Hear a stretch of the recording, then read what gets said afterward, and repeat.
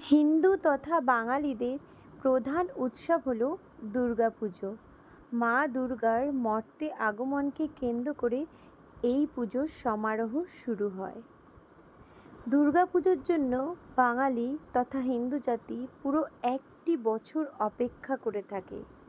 আর সেই শুভক্ষণ যখন আসে, প্রতিটা বাঙালির হৃদয়ে বেজে ওঠে ঢাকের বাজনা।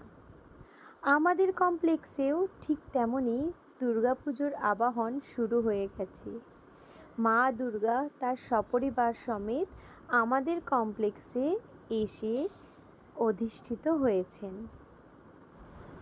এত সুন্দর মন ভোলানো রূপ সকলের মন জয় করে নিয়েছে। সাথে প্যান্ডেলটাও হয়েছে অসাধারণ। ছোট্টর মধ্যে ছিমছাম এবং একটা অসাধারণ উৎসবের পরিবেশ সৃষ্টি করেছে এই সিদ্ধা কমপ্লেক্স।